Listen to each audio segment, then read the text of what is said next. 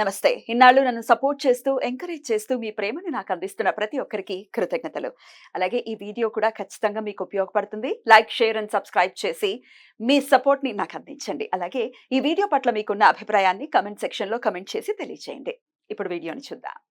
నమస్తే, welcome to our channel. నేను పద్మిని. ప్రస్తుతంతో పాటు ప్రముఖ ఆధ్యాత్మికవేత్త, ప్రముఖ న్యూమరాలజిస్ట్ లక్ష్మీ నరసింహస్వామి ఉపాసకురాలు శ్రీమతి స్రవంతి గారు మనతో పాటు ఉన్నారు. మాట్లాడదాం. నమస్తే అక్క. నమస్తే పద్మిని. అక్క, దేవీ నవరాత్రుల్లో భాగంగా 4వ రోజు అమ్మవారిని ఏ రూపంలో కొలుచుకుంటాము, ఏ రూపంలో కొలిస్తే ఎటువంటి బాధల నుంచి మనం ఖచ్చితంగా బయటపడతాం అనేది ఒక్కసారి మీ ద్వారా. మనం ఈసారి అమ్మవారిని ఈ రోజు లలితా త్రిపుర సుందరి దేవిగా, లలితా పరభట్టారికా దేవిగా అమ్మవారిని కొలుచుకుంటాం అన్నమాట. అలాగే మీరు చూస్తే గనక అమ్మవారి చిరునవ్వు చాలా ప్రస్ఫుటంగా మనకి కనిపిస్తుంది. మీరు ఎంత చిన్న విగ్రహం అయినా చూడండి, లేదా ఎంత చిన్న ఫోటో అయినా చూడండి, లలితా అమ్మవారిని చూస్తే గనక చిన్న చిరునవ్వు కనిపిస్తుంది. అలాగే ఇక్కడ మనం చూసుకుంటే నవదుర్గల్లో కూష్మాండ దేవిగా అమ్మవారిని పూజించుకుంటాం అనమాట. దశ మహావిద్యల్లో కూడా మళ్ళీ త్రిపుర సుందరి అమ్మవారిగా పూజించుకుంటాం. ఇక్కడంతా చూస్తే గనక కేవలం మీరు చిరునవ్వుతోనే అమ్మవారు ఈ విశ్వాన్నంతా కూడా సృష్టించారట. ఒక్క చిరునవ్వు నవ్వారట, అంతే విశ్వం అంతా రెడీగా ఉంది. బాబా, ఇక్కడ ఈ విశ్వాన్నంతా చూస్తే గనక మనం ఉన్న ప్రెమిసెస్ కానీ సృష్టించింది అంతా కూడా ఒక్క కూష్మాండంతో సమానం అనమాట ఆవిడికి. కూష్మాండం అంటే కు అంటే ఒకటి, ఉష్ణం అంటే ఒక, మీరు అండము అని అనుకోవచ్చు అనమాట. అంటే ఏంటి, విశ్వం అంతా ఒక కూష్మాండం ఆవిడికి, అంతే. ఇంకా ఎన్ని విశ్వాలు ఉన్నాయి అది. Very good. కూష్మాండ దేవిగా మనం అమ్మవారిని పూజించుకుంటాం. అంటే మన ఉనికికి ఆవిడే మూలము అనేది గుర్తుపెట్టుకోవాలన్నమాట ఇక్కడ. అలాగే ఇక్కడ త్రిపుర సుందరి అమ్మవారు అని అంటే కనుక మీరు చూస్తే దశమహావిద్యల్లో ఏ విద్యని ఉపాసించకపోయినా త్రిపుర సుందరి అమ్మవారిని గనక ఉపాసిస్తే ఇంకా అన్ని విద్యలు మీకు దగ్గరగా ఉంటాయి, అన్ని అర్థమైపోయినట్టే అనమాట. త్రిపుర సుందరి అమ్మవారిని గనక మనం అర్థం చేసుకుంటే మిగతా అన్ని విద్యలు మనం చక్కగా చేసినట్టే అనమాట ఇంకా.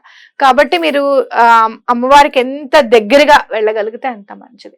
అమ్మవారికి ఏం కావాలయ్యా మరి, అమ్మవారికి ఏమి ఇష్టము అని అంటే గనక చిరునవ్వు ఇష్టము. మీరు నవ్వుతూ పలకరిస్తే మీ జాతకంలో ఉన్న బుధుడు, అబ్బా ఎంత బుద్ధిమంతులమ్మా వీళ్ళు అని చెప్పి మనని చాలా కంటికి రెప్పలాగా కాపాడుతాడు. మీరు నోరు మంచిదైతే ఊరు మంచిది అవుతుంది అంటారు. ఆ నోరు మంచిది అవ్వాలంటే బుధుడు మంచివాడై ఉండాలి మన జాతకంలో. అవును, ఎంత మంచి వాళ్ళైనా ఒక తిట్టు తిడితే ఉంటారు ఇటు జనాల దగ్గర, అవతలపోతారు. ఆవిడ చాలా మంచిదండి, ఎంతో పెడుతుందండి. ఆ నోరుంది చూసారు, ఒక మాట అంటుంది, పెట్టిందంతా పోతుంది అని చెప్తూ ఉంటారు. ఎవరి గురించి అన్నా చెప్పాలి అని. కరెక్ట్.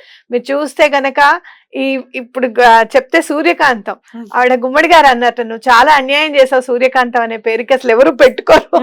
అంతే కదా, నిజంగా పెట్టుకోలేదు కూడా. అంటే ఏంటి, అట్లా చూస్తేనే భయం అనమాట. నటన అన్నా సరే భయం వచ్చేసింది జనాలకి, అవునా కాదా? అందుకని ఆ మంచితనం అనేది, ఆ చిరునవ్వు అనేది మనకి ఎంత ఇంపార్టెన్స్ అనేది చూడాలి. మీరు ఇక్కడ చూస్తే త్రిపుర సుందరి అమ్మవారు బుధుడిని పరిపాలిస్తారు. అంటే ఏంటి, పిల్లలకి మంచి బుద్ధి రావాలి, నవ్వుతూ పలకరించాలి, మాట మంచిదవ్వాలి, మా పిల్లలు చక్కగా మాట్లాడాలండి, విసుక్కుంటూ ఉంటారండి మమ్మల్ని, మాకు చాలా బాధ అనిపిస్తుంది, ఇవన్నీ కూడా ఉండకూడదు అంటే కనుక మనం కూడా అందరితోనూ నలుగురితోనూ సఖ్యతతో ఉండాలి, నలుగురు మనతో సఖ్యత ఉండాలి అంటే గనక అమ్మవారిని పూజించుకోవాలి అని ఖచ్చితంగా చెప్పుకోవచ్చు అనమాట. అద్భుతం. ఇక ఈ రూపంలో లలితా త్రిపుర సుందరి రూపంలో 4వ రోజు చేసుకుంటున్నాం కాబట్టి అమ్మవారిని వాళ్ళ విధి విధానాలను బట్టి లలితా సహస్రంతో చేసే వాళ్ళు ఎలాగో ఉంటారు, లలిత రాని వాళ్ళు చాలా తక్కువ. నేర్చుకోండి. అయితే ఇక్కడ మీరు ఏం చేస్తారు అంటే, అమ్మవారి అష్టోత్తర నామం ఉంటుంది, 108 నామాలతో. మీరు చూస్తే ఒక్కొక్క నామానికి 16 అక్షరాలు ఉంటాయి. ప్రతి నామానికి 16 ఉంటాయి అన్నమాట. మీరు చాలా బీజాక్షరాలు అన్ని కూడా ఉన్నాయి. ఎంత సహస్రం ఎంతైతే ఫలితాన్ని ఇస్తుందో అంతకంటే ఎక్కువగా ఈ 108 నామాలు ఫలితాన్ని ఇస్తాయి మీకు. అది చదువుకోవచ్చు. ఈ లలిత సహస్రనామం పుస్తకాలు ఉంటాయి కదా, అందులో ఉంటుందా? అందులో ఉంటుంది, లేకపోతే మీకు గూగుల్లో ఉంటుంది. 108 నేమ్స్ ఆఫ్ మా లలిత. లలిత ఇన్ తెలుగు అని కొట్టండి వచ్చేస్తుంది చక్కగా, మీకు Okay. యూట్యూబ్ లో కూడా ఉంటుంది. ఇది జాగ్రత్తగా చూసుకుని చూసే చదవండి. ఏదైనా కూడా ఎంత మీకు వచ్చినా కూడా, నోటికి వచ్చినా సరే, ఏదైనా దోషము ఉంటే గనక ఆ చూసి చదివిన దాంతో పోతుంది అనమాట. అది ఇక ఏ రంగు వస్త్రాన్ని అమ్మవారికి సమర్పించమంటారు, ఏ ప్రసాదం అమ్మవారికి పెట్టమంటారు? అయితే మనకి పసుపచ్చ రంగు అనేది చాలా ఇష్టం అమ్మవారికి. ఆ రంగు చీరని సమర్పించడము.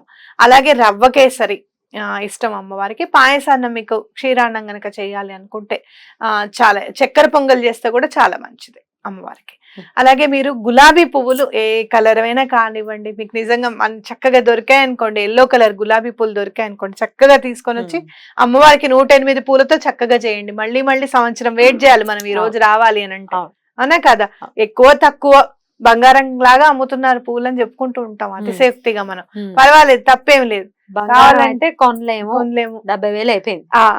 ఎల్లో కలర్ కరవీర పుష్పాలు దొరికాయి అనుకోండి, ఒక్కటి దొరికినా తెచ్చి పెట్టండి అమ్మవారికి. బంగారం పూలతో చేసిన ఫలితం దొరుకుతుంది.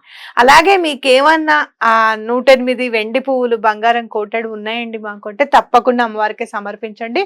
అది కూడా చాలా మంచిది అనమాట. చాలా బ్యూటిఫుల్ గా ఎక్స్ప్లెయిన్ చేశారక్క.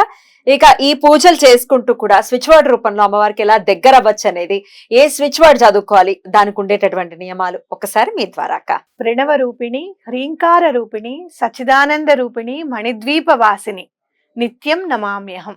బా, ఎంత బాగుందో. ఓకే, దీని అర్థం ఏదైనా చెప్తారా? ప్రణవ రూపిణి అంటే ఓంకారం, మనకి ప్రణవ నాదంగా మొదట వచ్చిన నాదంగా మనం గమనిస్తాం కాబట్టి తెలుసు, అదే మనకి తెలుసు కదా. ఆ రూపం అమ్మవారిది. అంటే హ్రీం అనే మనకి అక్షరం ఉంది కదా, బీజాక్షరం ఉంది, ఆ రూపం కూడా అమ్మవారిది అని చెప్పి. అలాగే మణిద్వీప వాసిని, అమ్మవారు మణిద్వీపంలో ఉంటారు. సచ్చిదానంద రూపిణి అంటే మీకు ఆనందమా లేకపోతే కోపమా ఏమి అసలు ఏందనేది మనకు తెలియదు అనమాట. ఆ సచ్చిదానంద రూపిణి ఎప్పుడు కూడా అమ్మవారి దీపం జ్యోతి మీరు చూస్తే గనక అలా వెలుగు ఉంటుంది, నవ్వు ఉంటుంది, అన్నీ ఉంటాయి. ఆ రూపంట అమ్మవారిది సచ్చిదానంద రూపిణి. అలాగే మణిద్వీప వాసినికి ఎప్పుడు కూడా నిత్యం నా నమస్సులు తెలియజేస్తున్నాను, అమ్మవారికి నమస్కారం పెడుతున్నాను అని అర్థం అనమాట. ప్రణవ రూపిణి, హ్రీంకార రూపిణి, సచ్చిదానంద రూపిణి, మణిద్వీప వాసిని, నిత్యం నమామ్యహం. చాలా చాలా బాగుంది. ఇది ఇంకా పూజ చేసుకోనియకపోనియండి, ఎవరైనా చదువుకోవచ్చు కదా? ఎవరైనా చదువుకోవచ్చు. ఎన్నిసార్లు చదవమంటారు? 108 సార్లు చదవమని చెప్తాను. 108 సార్లు చక్కగా చదువుకోండి. అమ్మవారు అసలు ఒక్కసారి చదివిన తర్వాత అమ్మవారి ప్రెజెన్స్ తప్పకుండా మీ ఇంట్లో మీరు గమనిస్తారు. ఆ కూల్ బ్రీజ్ అనేది తప్పకుండా తెలుస్తుంది మీకు. రైట్ అక్క. దీనికి ఏమైనా నియమాలు ఉంటాయా ఈ స్విచ్ వర్డ్ కి? అంటే సాధారణంగా అయితే నాన్ వెజ్ తినకూడదు, అది అందరూ గమనించాలి. 9 రోజులు బ్రహ్మచర్యం పాటించాల్సిందే ఎటువంటి పరిస్థితుల్లోనూ. మా వాళ్ళు తింటారమ్మా మేము వండొచ్చా అంటే అట్లాంటివన్నీ పెట్టుకోవద్దు అసలు పొరపాటున కూడా. ఉల్లిపాయ వెల్లుల్లిపాయ కూడా తినకూడదు. ఇవన్నీ ఈ 9 రోజులు పాటించాల్సిన నియమాలు అనమాట. రైట్ అక్క.